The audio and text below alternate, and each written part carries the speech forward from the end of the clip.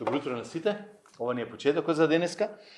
Секој што зборува јавно, обично сите што поучуваат јавно зборување, препорачуваат дека тој што ќе започне треба да си ја запише првата реченица. Оти ако знаеш како да почнеш, после е многу полесно како да продолжиш натака. Јас денеска за ова проповед 3 пати прескртував како да почнам и ќе почнеме онака директно. Местото на Евангелието денес. Зошто? Затоа што имав една дискусија пред некој ден, така малку беше, ја закачив и се надам дека ќе продолжи таа дискусија, која не поврзува со луѓето денеска кои размислуваат за религиозност, за христијанство, за вера и така натаму. Ама кога зборуваат за религија, не неопходно размислуваат за самото христијанство како што ти и јас ќе го разбере. Или пак размислуваат за религија генерално. Сакам да видиме еден текст од Дела апостолски 4 глава, 1 до 13 стих, што е многу интересен заради тоа што се случува на самиот почеток на самата црква, на најраната црква. И она што го гледаме дека се случува таму, гледаме дека се случува и денеска.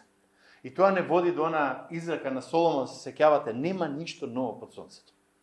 Ајде да видиме што се случуваше тука во Дела апостолски 4 глава, првите 13 стих.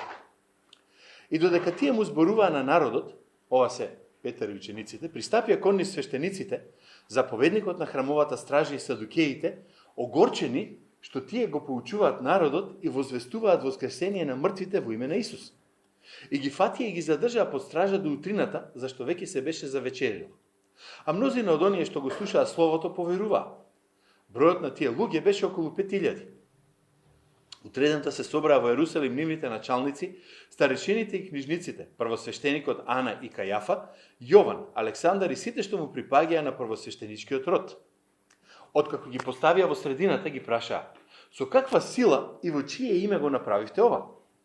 Тогаш Петар исполнет со Светиот Дух им рече: началници народни и старешини израелски, ако денес не испитувате за доброто дело што му го направивме на болниот човек, за тоа како тој е излекуван, тогаш нека ви биде познато на сите вас и на сиот израелски народ дека овој стои здрав пред вас во името на Исус Христос од Назарет, кого вие го раснавте, кого Бог го воскресна од мртвите. Тоа е каменот што од вас зидарите беше отфрлен, кој стана камен темелник, и во никој друг нема спасение, зашто под небото нема друго име дадено на луѓето преку кое би можеле да се спасиме. А кога ја видоа смелоста на Петар и Јован и разбирајќи дека тоа се неуки и прости луѓе, тие се чудеа, а и ги препознаа дека беа со Исус. Денеска нема многу да зборуваме апологетика или филозофија, ама ќе ги спомнеме двете заедно тука, заедно со она што мислам дека треба да го спомнеме. Како што реков, црквата во тоа време и црквата денеска живеат во еден исти период. Ако сакаме зборуваме за околностите, ќе речете како тоа. Многу просто. Денеска цело време зборуваме за мултикултурност, за плурализам, за нешто, за се заедно да биде. Црквата во тоа време исто се роди во плуралистичко општество. Зошто? Имавте Рим, кој беше многу божечки, си има еден куп своји идоли и своји работи. Ги имавте грците во тоа време, хелените, ако сакате хеленистичката култура што ја спроведуваше Александар Македонски, исто многу божество, повеќе различни култури, различни религии, различни размислувања. Го имате јудаизмот како монотеистичка религија. Па ги си речете, барем тие требаше да имаат вестината, бар тие требаше да знаат што се случува. И се до тоа живее заедно во еден котел кој се нарекуваше, ако сакате, Римска империја. Општество во кое имате многу различни верувања, различни убедувања, различни ставови кон животот, различни ставови кон светот, ако сакате. И се што следи од околу. Сега. Христијанството во почетокот, уште од самиот почеток, почна да излегува со некои апсолутистички тврдења. Со некои апсолутни тврдења кои не им беа пријатни на луѓето наоколу. Само ние сме прави. Само ние сме во право. Другите, сите, не се во ред. Тоа беше првата реакција тука. Христијанството во самиот почеток се судри со сето тоа околу нив. И јас ќе кажам една аксиома тука, нешто што е редовно, мислам, што го знаеме, дека секое плуралистичко општество се противи на апсолутни норми, на апсолутни ставови, на апсолутни вистини. Денеска, кога разговарате, верувам дека сте правиле муабет со некој, почнете да зборувате за вашата вера, вика, ти така веруваш.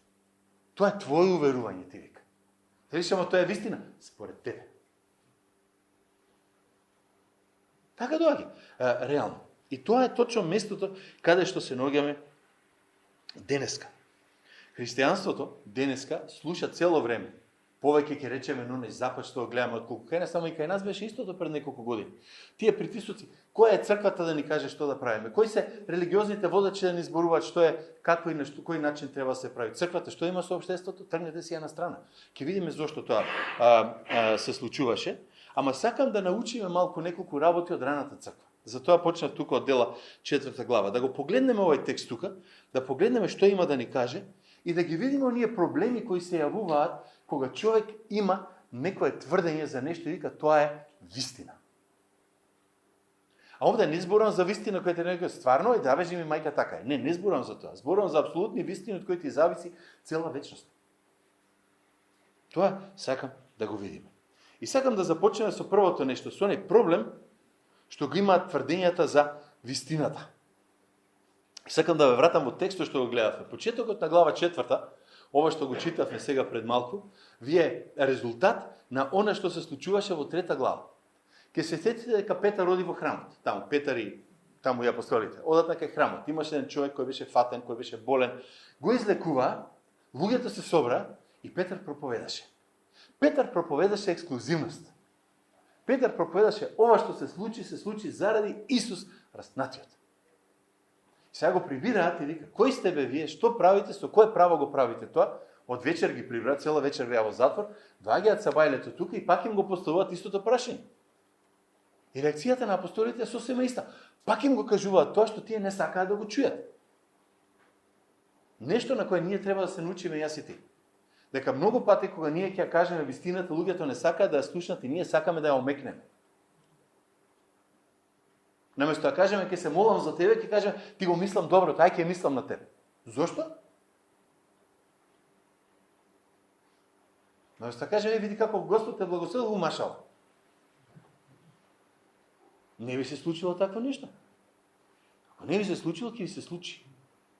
И наместо да стоиме на тврдењата што ги имаме, гледаме малку да ги омекнеме тука. Ама тоа овие не ќе да го направат воопшто. Зошто? Затоа што Петар кажа неколку работи. Првото нешто што Петар го каже е дека Исус Христос се вознесе на небото и пак ќе се врати. Тоа е во проповедта во 3 глава. Со други зборови, ние не можеме да зборуваме нешто друго од оној за кого зборуваме, ќе дојде да не провери што ќе се случи.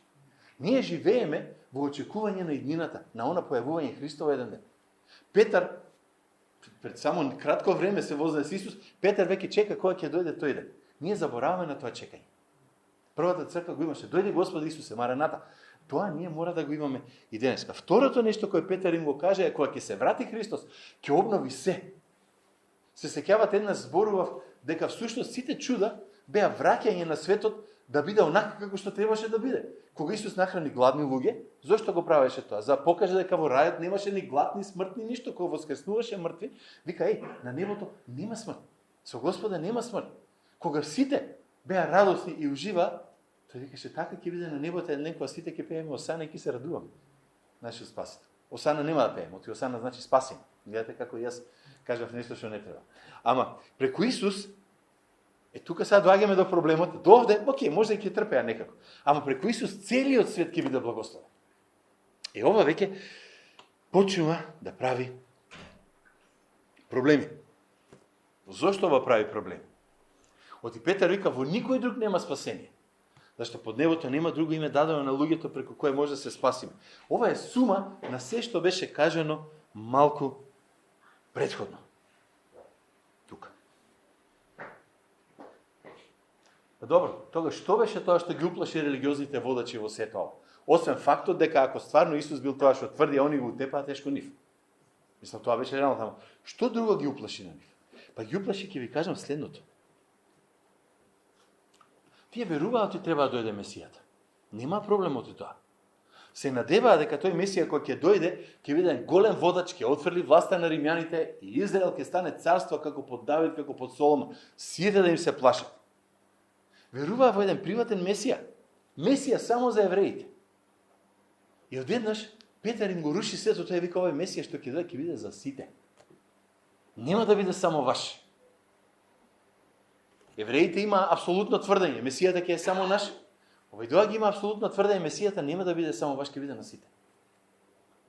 Имате две апсолутни тврдења, мора да се спротистават, мора да се судрат. Кога тогаш? И се судрија. Се судрија со јудеизмот, евреите не ги сака христијаните, малку подоцна, кога римјаните сватија дека евреите, дека христијаните не се еврејска секта, туку се нешто малку поинакво, и римјаните почна да ги прогонуваат. Петар тврди дека Исус, Месијата, е за целиот свет, дека тој ќе биде спасител за сите во целиот свет. Сега одеднаш ова загрози цела теологија на водачите и како резултат Петар заврши во затвор. На равоучение, секојаш кој ќе дадете нека апсолутни тврдење, бидете сигурни дека тоа е така, оти може да ви се врати, да ви удри по глава. Единствените апсолутни тврдења на кои можеме да стоиме и да не се плашиме кога ќе кажеме дека ќе се сменат, се библиските тврдења. И ако негде Библијата гласно зборува за нешто, ќе зборуваме ние гласно. Ако Библијата негде за некои работи кјути, подобро е ние да не сме погласни од неа. Ти може да ни се врати и ни каже, чекај, ти тврдиш нешто што уствари не е вистина. Петар тврди оти Исус, Христос, Месијата што ќе дојде, ќе биде за целиот свет. Спасите, ова го кажа. Сега, римјаните во тоа време има еден многу интересен став кон религијата. Всушност, тој став беше од Александар Македонски малку поназад, ама римскиот став беше овој, можеш да го обожаваш кој сакаш Бог. Секој си има свој Бог во крајна сметка. Секој град, секој народ, секоја држава си има свој Бог. Обожавај ги слободно, под еден услов.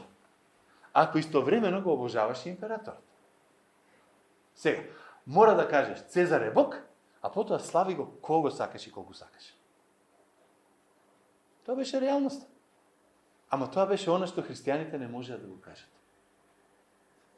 И денеска светот вика можеш да си веруваш се што сакаш, се додека не тврдиш дека само твојата е вистина. Слободно, се што сакаш верувај си, само немој да кажеш дека е апсолутна вистина.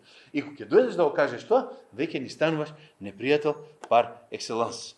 Христијаните не можеа да кажат Цезарот е Бог.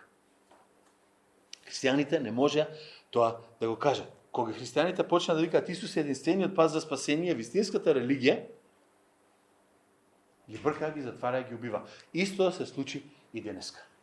Истото се случува, сосем истото се случува и денеска, за жал. Затоа што викаат, вие христијаните сте апсолутно ексклузивни и како такви мора да бидете криви. Ама каде е проблемот со тоа? Да ви кажам.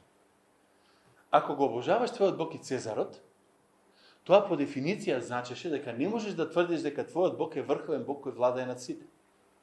Ако кажеш дека сите богови се исти и јас си верувам во ваков Бог, тогаш никој не е загрозен бидејќи со други зборови не тврдиш дека некој е поголем или помал од другите. И сакам да видиме малку подоцна колку ова е глупаво. Абсурдно и реално не постои во светот денеска.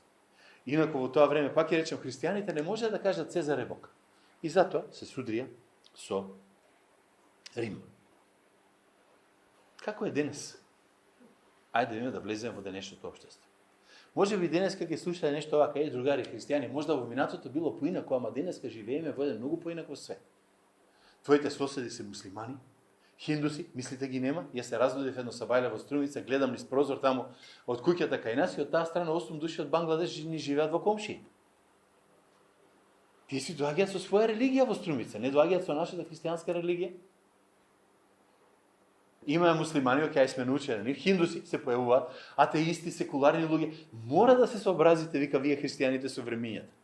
Веќе не смееш да даваш универзални тврдења, веќе не смееш да кажеш дека твојата вистина, твојата религија е единствена вистина. Мора да се адаптирате.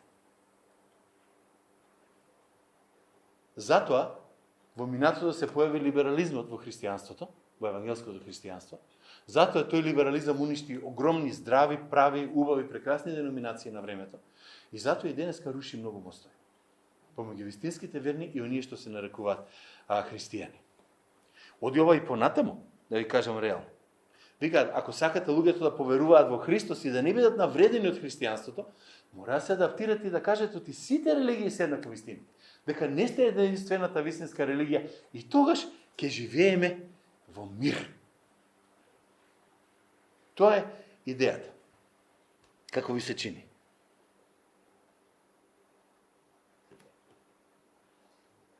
дали тоа ќе донесе мир. Последните 7-8 години, по сите медиуми, по се што гледав, по сите расправи што ги има евангелските протестантски христијани во Америка и ова другото, се појави една интересна теза од многу либерални таму луѓе, да ги кажам таму малку од демократската сорта во Америка, не е ни важно, и од други луѓе, кај што почна да викаат единствената причина за војните во светот се христијаните.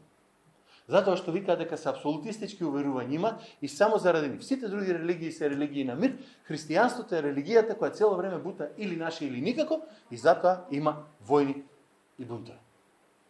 А не може да покажат ни еден христијански терорист, не може да покажат ни еден некој хиндус кој ги треби муслиманите и не сака да ги покажат до душе. И обратното што се случува. Не сака да покаже дека будизмот кој е религија за мир едно чудо луѓе испотепа низ Индија. Зошто? Затоа што само христијанството ќе остави на тапета. Оти христијанството е ексклузивно. Ништо друго нема. Имаме голем проблем со тоа тврдење. Пак ќе се вратам на тоа дека христијанството започна во истите услови како што сме денеска. И во тоа време ги гледаа како опасни, и во тоа време ги гледаа како тесногради, и во тоа време ги гледаа како луѓе кои не сакаат да си тргнат, да си одат по реката како сите други. И ако не беа такви, христијанството ќе го немаше до денес. И ако не сме такви, христијанството нема да продолжи после нас, после тебе, во твојот дом, во твојата куќа, во твоето семејство па и пошироко. Тоа е реалноста за која мора да зборуваме. Ајде да почнеме да зборуваме за оној, јас што сакам да го наречам и некои други го нарекли, двојниот проблем со вистината. И ајде да почнам со нешто вакво.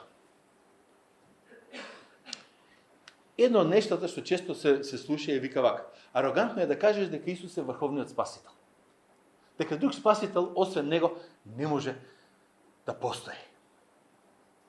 Петар го вика тоа, нема друго име дадено под небото преку кое може да се спаси. И луѓето реагираат, викаат, веќе не смееш така да го кажеш тоа нешто. Не можеш. Можеш да веруваш во Исус, не е проблем. Можеш да си веруваш дека беше еден од најдобрите апостоли, може да беше совршениот човек за морал што поучува. Може да веруваш дека бил прекрасен, голем водач и човек. Океј, може да е поинаков од Мухамед, од Буда, од Конфуци, од било која атеисти, ако сакате ставете ги. Може да е поинаков од сите нив, ама да кажеш дека е он апсолутен. Аман те молам, престани, нели, кочи. Нема да се случува. Верувај си, ама немој да го ставаш на некој си места кај што не е фер. Ајде да видиме ние за кој е тој вистински историски Исус за кој ние зборуваме. Оној што вика пред Аврам, јас бев. Оној Исус што вика одам на небото и кога ќе се вратам ќе го уништам сето зло и ќе ве земам со мене таму каде што сум јас. Зборуваме за оној Исус што рече јас сум падал од вистината и животот. Епа ако зборуваме за тој Исус што ги кажал овие работи, како може да кажеме дека е исто од другите? Ниту еден од оние што ги спомнуваме, било кој религиозни водачи денес, нема да ви го кажува. Ни еден. Нити ќе го каже, нити го кажал. Зошто? Затоа што може би ова ви звучи арогантно, може да горда, ама фактот е дека самиот Исус го кажа тоа, никој до сега не го порекна. Прашањето е зошто да не го веруваме. Ниту еден религиозен водач не се осмели да функционира на вакво ниво. Погледнете ги било која од религии. Погледнете го исламот, ајде, како монотеистичка. Погледнете го јудаизм. Никој не се осмели. А за овие источните религии не ќе да започнам. Тоа што толку нелогичности има и толку ствари внатре што не држат сами по себе, што е чудо едно. Овде. Нема начин да кажеш јас верувам во Исус, кој е ист со сите други. Едноставно не може. Ние немаме право, немаме модус. Евангелието бара Исус да биде Бог. Иначе немаме радосна вест. Толку.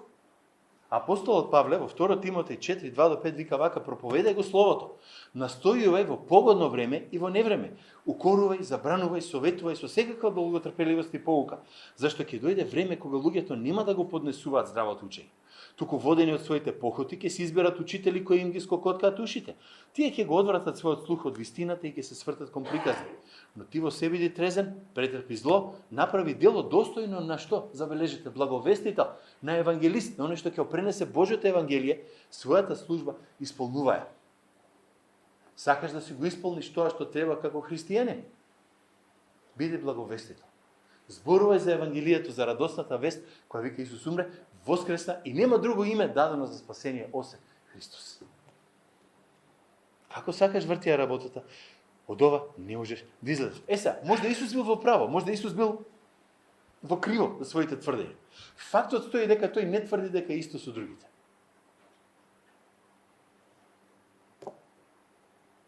Фактот стои, не можеме да го смениме. Сега, ајде отидам уште еден чекор понатаму. Оти ќе имате други што ќе го кажат исто, ама ајде да се вратам на C.S. Луис. Се сеќавате тој што ви или не е Божи син, по кој случај е инфериорен на сите, тука, мегаломанијак некој си таму, или е Божи син и тогаш мора да прифатиме се.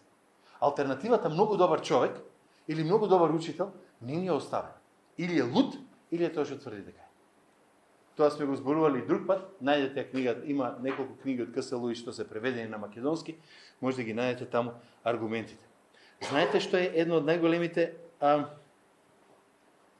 измислици? Најголемите глупости. Кога ќе некој ќе каже, сакам да верувам во Христос, сакам да верувам дека Исус е патот, вистината и животот, ама истовремено мислам дека не е поинаков од другите.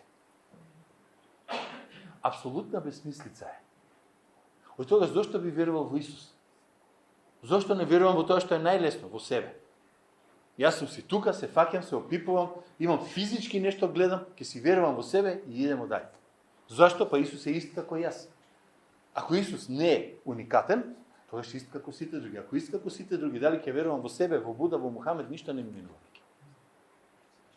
Ќе дојдеме малку повеќе за малце подоцна, ќе го до објаснам тука што сакам да кажам. Има и нешто друго кое доаѓа како проблем.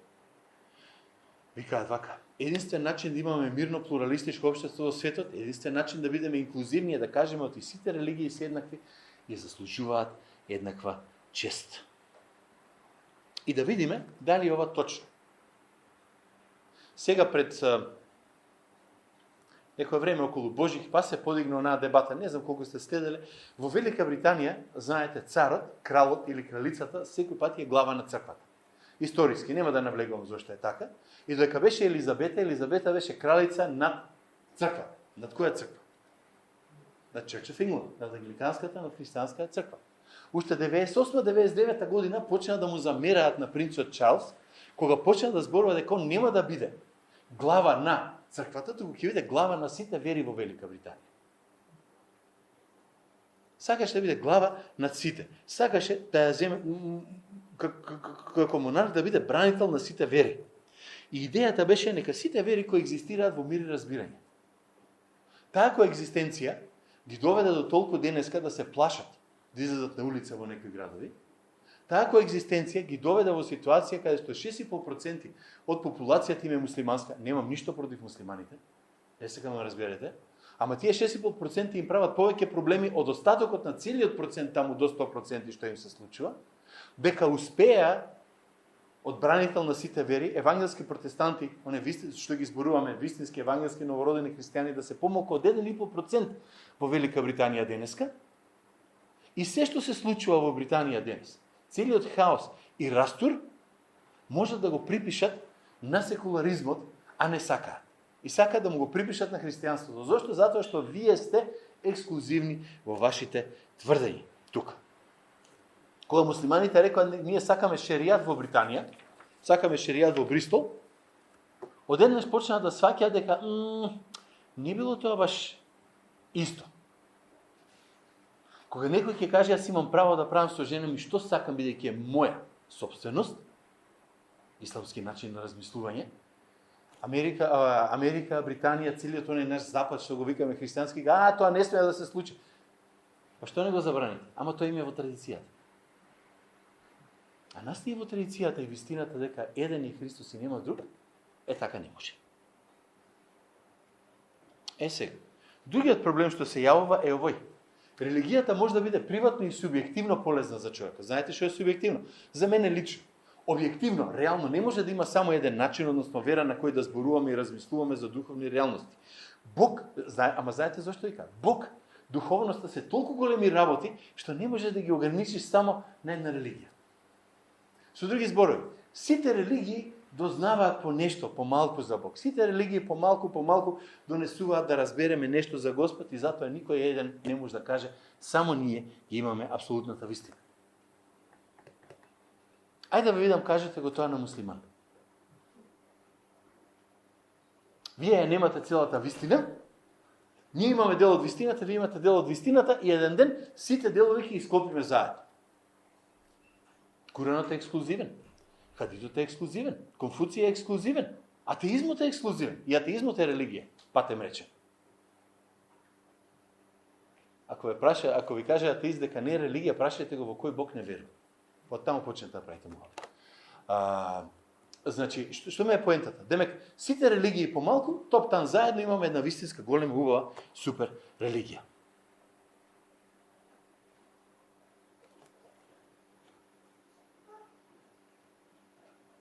Ама, тука има два проблема со тоа. Првото е, кога некој ќе ти каже ти веруваш погрешно, тој всушност ве евангелизира.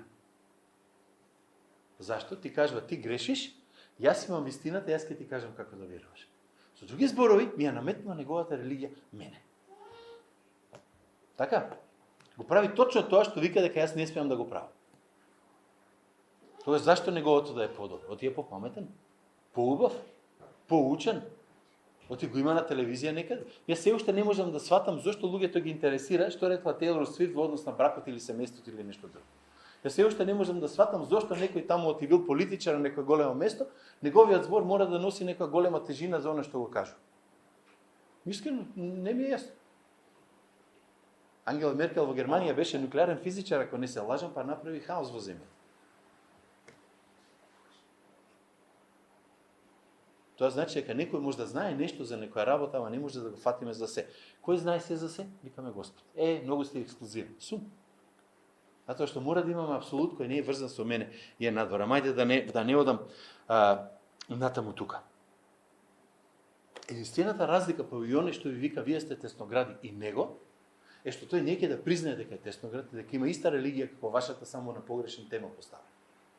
Од вика, моето е право, твоето е криво. Во тој момент он има тврдење. Он има едно веродостојно тврдење.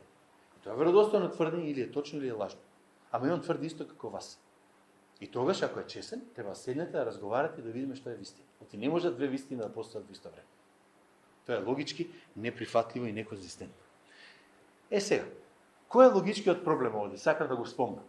Ако сите религии се во суштина исти што ви кажуваат луѓето, тогаш може да има само две основни премиси. Две основни претпоставки врз кои може да го поставите ова. Извинете, нема да комплицирам и за вас тука и за тие што ќе го гледаат ова, ама реалноста е таа. Ако не, пишете. Има шанса да коментираат некој? Нека пишат во коментар. Ако сите религии се исти, тогаш треба да нема Бог и сите верзии на Бог се само проекција на желби. Не постои Бог, секој си го проектира како сака и тогаш сите се во суштина исти, идиотски. Глупави, безумни како сакате, ако идиотски ви е голем збор. Што ќе кажам? Втората алтернатива е, треба да има Бог, ама е толку безличен, една таква безлична сила, што баш му е гајле што веруваше. Каков е тој Бог, што нема своја гордост, што вика, јас сум Бог и нема друг. Јас те замислувам како кип, тој те замислува како спасител, третиот те замислува како жаба, третиот те замислува како не знам колку раце имаше шива таму, не знам како изгледа, и сите се во право и јас се радувам како Бог, нели? Таков Бог е чуден некој. Малку нелогичен и не оди. Ова. И затоа не држи аргументот сите религии се исти.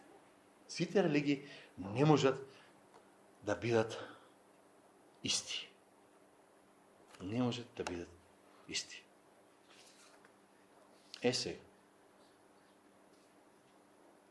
Освен овој проблем, логичкиот проблем кој го имаме овде, постои уште еден проблем. А тој се однесува заради тоа што на времето негде во, како викаме, просветителството, се чуле за просветителство некаде во 18 век, почна да се прави поделба помеѓу тоа што е факт и тоа што е вредност. Не вредност во смисла на пари, него во однос на морални, на етички, на било какви вредности. И река овака, науката се занимава со факти, другите размислуваат со некој поинаков начин. Патем, религијата да биде приватна и религијата да биде одвоена од општеството, ја имате уште во времето на Данијел, ако ве интересира. Нели, Седрах, Месах и Абденагов ги текнува на нив тројица таму. И Данијел, кој не ќе да се покорат. Исти проблем има. Логички и културно не одеше. Логички не можеме да го направиме. Ова, веќе реков, сите еднакви се, тогаш имаме проблем. Вториот проблем е културолошки проблем. Знаете, денеска има едно дете, кај нас често еден тинеџер што често ни доаѓа на камп и малку е така има темна, малку е потемен. Така потемна боја има. И на сите што се побели од него им вика белчовци. Абе, белчо, оди вам. Се мајте. Знаете ли дека културолошки проблемот на тоа дека сите богови се исти е само или доминантно бел проблем? Не знам дали сте размислувале за тоа. Кажете ми вие една азијска земја во која се уште дебатираат дали има еден бог или повеќе богови. Кажете ми една земја од Блискиот Исток во која некој дебатира тоа. Кажете ми во Јужна Америка дали го дебатира тоа. Кај го дебатира? Европа, најчесто онај англосаксонскиот дел, Велика Британија, Америка, Австралија, Канада. Не сте се запрашале зошто? Само натака завлекла? Европа како таква, ајде да кажеме, цела да ја ставиме во истиот кош тука. Моралот и религијата се субјективни, а не објективни вистини. Тоа го имаме денеска на оно што ние го нарекуваме Запад, условно речено. И тука тоа доаѓа заради тоа што се прави голема разлика помеѓу факти и вредности. Што сакам да објаснам? Денешното општество ни вели дека науката ни дава факти и тоа се нешта за кои можеме и треба да разговараме во јавноста. Да сите факти што ни ги дава. Од друга страна пак, вредностите, моралот, религијата се приватни, субјективни и никој не може да одлучува што е правилно и што не. И кога јас го слушнав ова пред некое време, кога некој малку ми го нафрли, јас реков,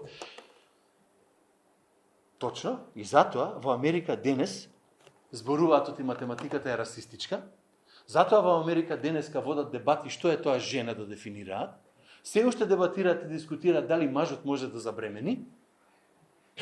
Да, затоа што нели науката ни ги дава фактите, а религијата е таа што не лаже и ни дава субјективни вредности. Јас не сум видел араб што не знае што е жена. Ама сум видел американци на телевизија што бега, требаше да ја стават таму да биде дел од Врховниот суд, што не сакаше да дефинира што е жена. Голема научничка.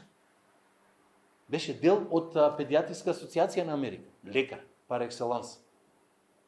Неверојатен научник што не знае, by the way, се дефинираше себе си како жена, а не знаеше да дефинира што ја прави различно од оној што се дефинира маж. Односно, не сакаше.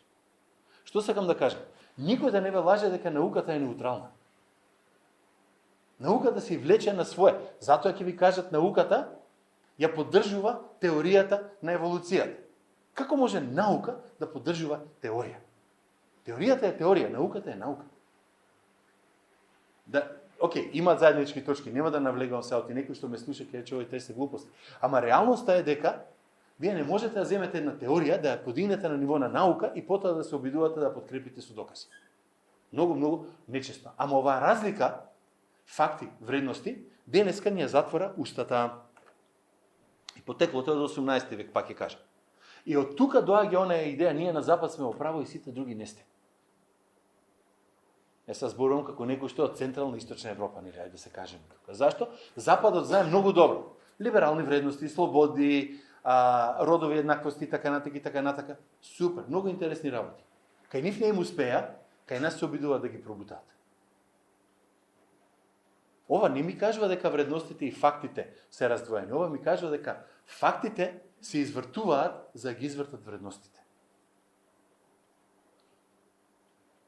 И полека народот се буди. Знаете зашто? Затоа што Библијата вика дека Господ во срцето на секој поставил нешто што не му дава мир. Ево погледнете завчера кога беше читав на Офнет. Вика Шведска од најлиберална земја одеднаш почна да ги менува страшно законите. Ова не е политички митинг, не ме разбирате погрешно. Зашто? Решиле да дадат дозвола за прислушкување и на 14 годишњаци.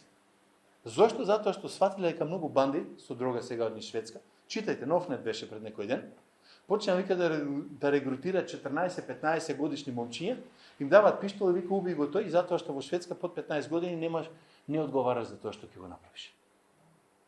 И вика банди почна да се пресметуваат преку тинејџери. И одеднаш сватија дека чекај, застани, постоеле вредности и постоеле факти. И фактот мора да подкрепи вредноста, не може обратно да ги вртите работите. За жал тоа се случува во општеството денеска. Зборуваме за родова еднаквост, а не дефинираме што зборуваме. Зборуваат за крај на војната во Украина, а не се објаснува што подразбираат под тоа. Зборуваат за еднакви права на сите, а не ти кажуваат кои права ги очекуваат. Ние зборуваме во Македонија милион години за европски вредности, ни еден политичар македонец не седнал да ги наброи кои се. Да каже, ево ги европските вредности кои ние сакаме да ги постигнеме. Ајде ги наброиме 1, 2, 3, 4, 5. Зошто? Затоа што, тоа се, ти може мислиш дека вредностите треба да се вакви, јас мислам дека треба да се онакви. Тие се субјективни. Секоја партија си има свои субјективни вредности. Неќе да може така да оди. И затоа се соочуваме што да правиме. Како да го решиме овој? Ако само зборува христијанството против, а не дава решение, немаме ништо. Гледате Петар што им рече. Ако денес не испитувате за доброто дело што му го направиве на болниот човек, за тоа како тој е излекуван, тогаш нека ви биде познато на сите вас, а и на целиот израелски народ, дека овој стои здрав пред вас во името на Исус Христос од Назарет. Првото нешто што го кажуваат дека нашиот цел авторитет е заснован на Христос. Па нека се обидат они, нека го срушат неговиот авторитет. Оставете ги, нека ви докажат дека го немало, дека не умрал, дека не воскреснал. Слободно се обидуваат од таму први век на нашата ера, бујрм, нека го докажат тоа нешто. Кого Бог го воскресна од мртвите, исто така, нека докажат дека не беше.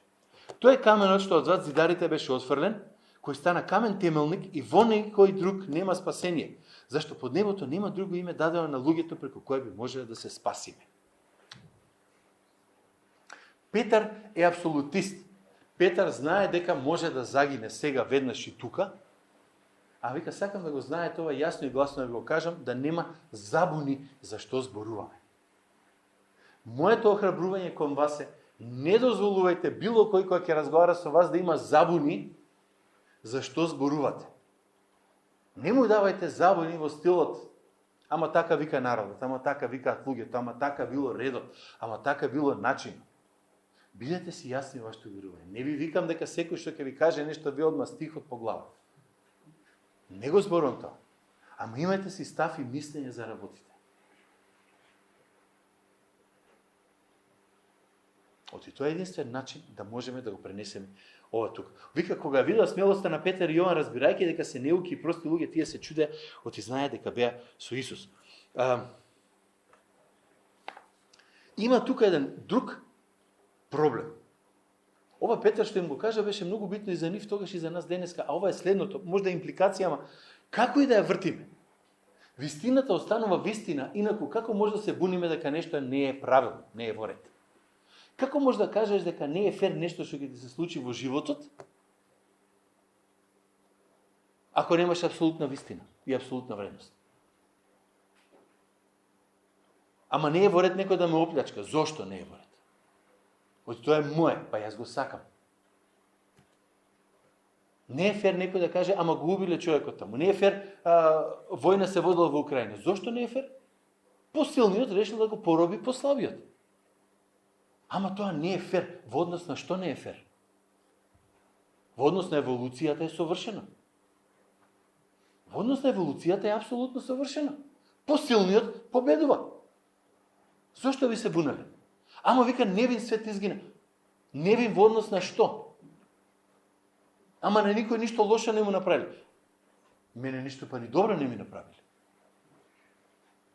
Значи, пак ќе кажам, ако немате мерила кои се надвор од вас, ако немате мерила кои се засновани на тоа, сакам да ви кажеме дека Оној Христос кој го губивте, кој воскресна од мртвите, во негово име ги правиме работите.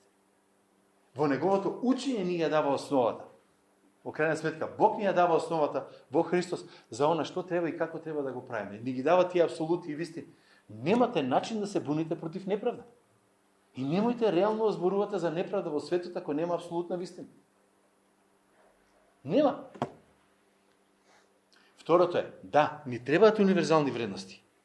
Ни требаат морални апсолути, ама ни требаат такви кои нема верници да ги направат во тирани.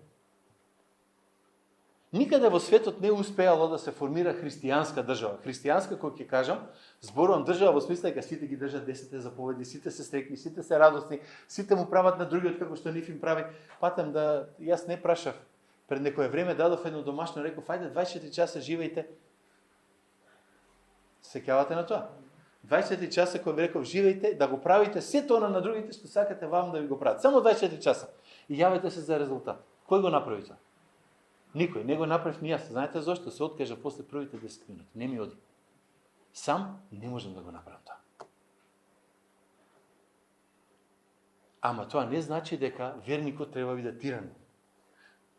Ние гледаме едно чудо филмови каде што христијаните се представени како луѓе кои требат се живо. Ако не ми е по кеф, така вели Библијата, истреби.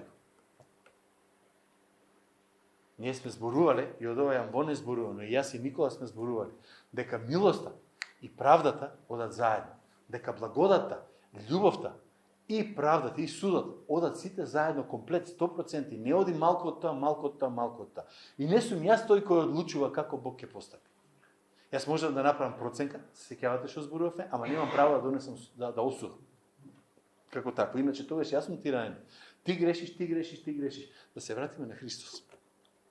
Се вратиме на Библијата. Што таму пишува дека е правилно и не, и тоа ќе го прифатиме. Не она што јас мислам, или што ти мислиш, или јас што сакам да биде, или да не биде. Тука. Да го поминеме тоа. Знаете, многу пати луѓето денеска ќе употребат една фраза, она постмодернизам. Нема голема наратива, нема голема приказна, нема голема сторија, нема ништо такво големо. Секој си ја пишува својата приказна денес. Супер. Ама што е тоа што мојата и твојата приказна ќе ги поврзе? Што е тоа што нема да ни дозволи да живееме во еден паралелен свет, секој со своја приказна и секој да се шета наоколу како робот и со никого ништо да нема заедничко. За да имаме заедничка приказна, да може еден брак да се склучи, да имате маж-жена однос, да имате дете, маж-жена однос, пријател, пријателка, брак и сестри, мора да најдете заедничка приказна која ќе ве спои. И кога некој ќе рече нема заедничка приказна, јас не знам, не верува во тоа. Инако ако стварно реално верува, треба да се самоуби. Тоа е моето убедување тука, во крајна сметка.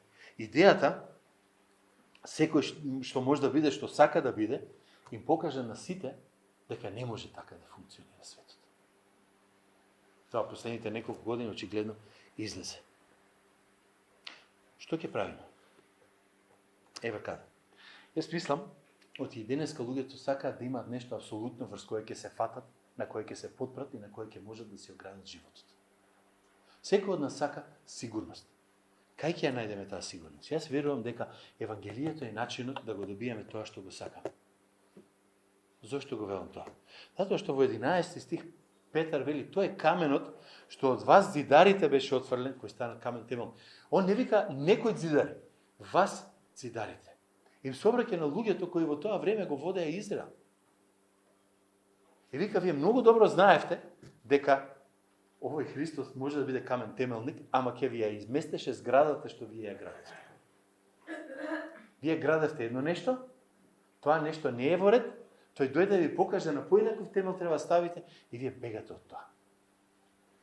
Тоа на што Бог денеска не го кажува и нас денеска.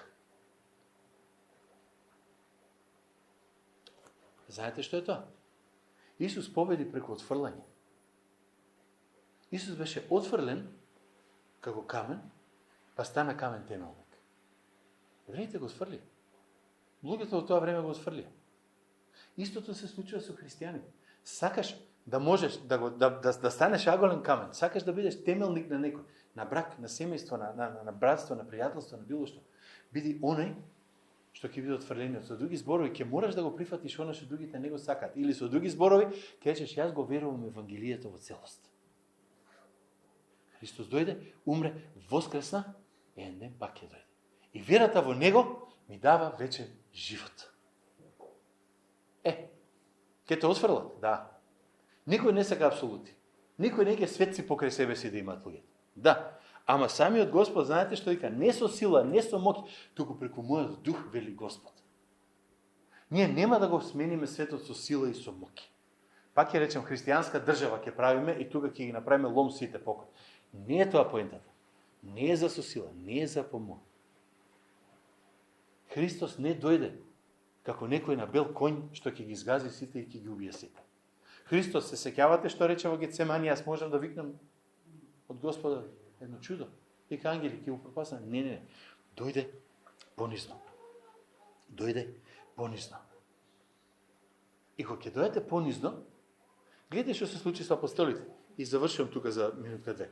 Кога ја видел смелоста на Петар и Јован и разбирајќи дека тоа се неуки и прости луѓе се чудеа, ама ги препознаа, оти беа со Исус.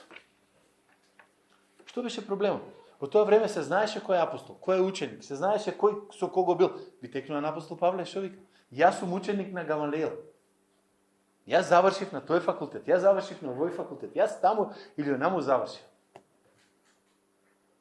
Вика, ги сватија дека единствениот авторитет што тие луѓе го имаат во Христос. И дај Боже единствениот авторитет што ти и јас ќе го имаме да биде Христовиот авторитет. Она што Христос го направил, неговите зборови, Библијата, основата, темелот наш. Кај што ќе можеме да кажеме, види, јас не знам да ти дадам одговор на ова прашање, ама знам едно нешто. Знам каков бев, знам каков сум, знам што направи Христос за мене. Не знам се, не се правам дека сум најпаметен, не сум од највисоките школи, не сум докторирал на Оксфорд, немам поима до тоа. Ама мојот идентитет е исто нов како што беше на апостолите. Мојот идентитет е во Христос. Се оно што ми не ми фали е таму. Тука е улогата на Евангелието, пак денес да се вратам на тоа. Тука. Не ги интересираше дека не беа најмудрите. Не ги интересираше дека не им рекоа, овие не излегува од најголемиот теолошки факултет. Баш им беше гајле. Што му треба на светот денеска? Тврдењето и вистината не постои. Луѓето многу добро знаат дека не е така. Она што им треба е Евангелие, кој од луѓето прави понизни слуги, кои им служат на тие околу нив, бидејќи некој друг се жртвувал за нив. И сакам да завршам само со едно нешто, ова го копирав од мој омилен автор, Тимоти Келер. Тој вика дека многу често го добивам, вика, ова прашање. Имаше една дебата, еднаш вика, многу често ми го дават ова прашање. Не е фер да мислиш дека само вистинските христијани ќе се спасат. Верувам дека сите добри луѓе од сите вери ќе се спасат. Знаете, ова е Тимоти Келер, има една книга Prodigal God се вика. Кај нас, мислам на српски беше преведена како расипниот Бог. Нешто така, подседете ме вие што сте ја виделе книгата. Знаете кој е неговиот одговор на прашање? Јас го прочитав и се смеев. Тој вика вака, што е со нас лошите луѓе? Како ќе се спасиме ние? Ако сите добри луѓе се спасуваат како сакаат, што е со нас лошите луѓе? Како ние ќе се спасиме? Единствен начин да се спасиме е преку Евангелието Христова. Затоа што нема никој добар. Евангелието е ексклузивна вистина, вика Тимоти Келер, ама истовремено најинклузивната вистина во светот. Зашто? Затоа што ти вика, дојди. Не треба си најдобриот, не треба си најсовршениот, не треба си најпаметниот. Дојди, ќе ти дадам починка и вечен живот. И нека биде тоа она што ние ќе им го зборуваме на луѓето. Тоа да биде нашето Евангелие. Христос е оно што спасува. Не јас, не нешто што јас знам. И тогаш Евангелието ќе биде релевантно денес. Јас стално го спомнувам онај слепиот. Јас не знам каков е тој. Јас не го разбирам, не знам се за Исуса, ама знам едно. Бев слеп и се ја гледам. Тоа е Евангелието за мене. Амин.